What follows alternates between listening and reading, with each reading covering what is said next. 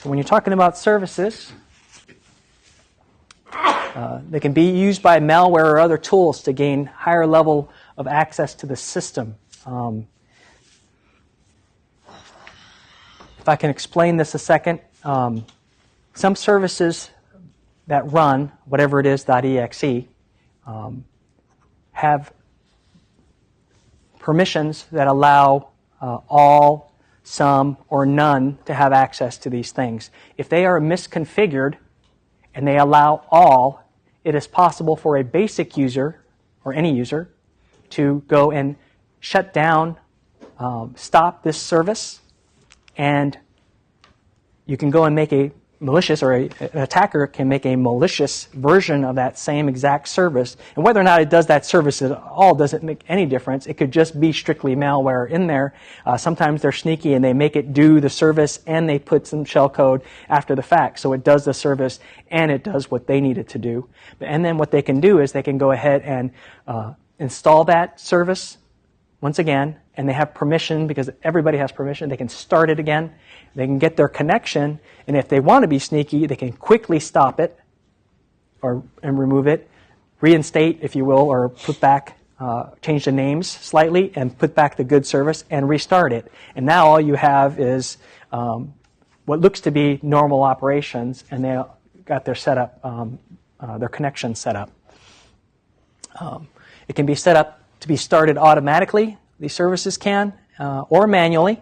And so sometimes the way they do those is if they're able to do it manually.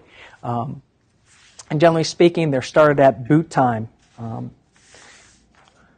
So that's one of the things to look for too, is if there are services that have misconfigured or poorly configured permissions that allow more than what you would think either the NT service level or at least an administrator level person to be able to start it or stop it.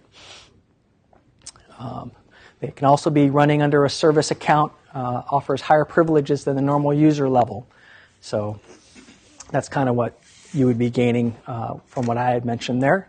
What to look for, indication of recent service installations, right? The date and time of those events in those logs and in the registry, because they will get marked in the registry as getting installed.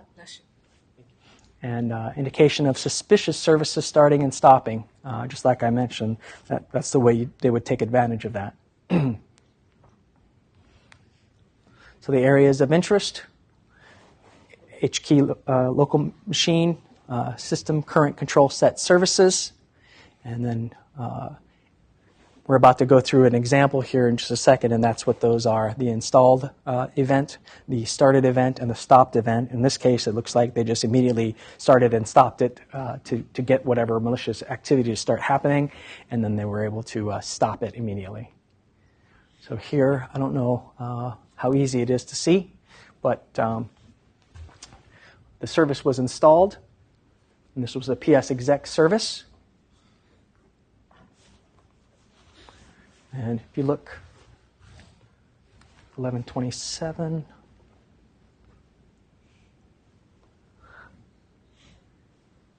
So they immediately started, entered the running state.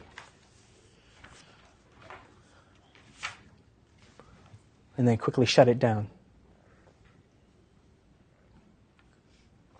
So that's the sort of things you'll be looking at. This kind of stands out pretty easily. Sometimes they're a little sneakier.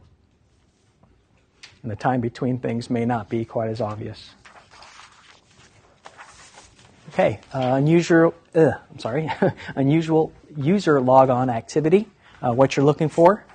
User logon activity for a user who doesn't usually use the system under examination.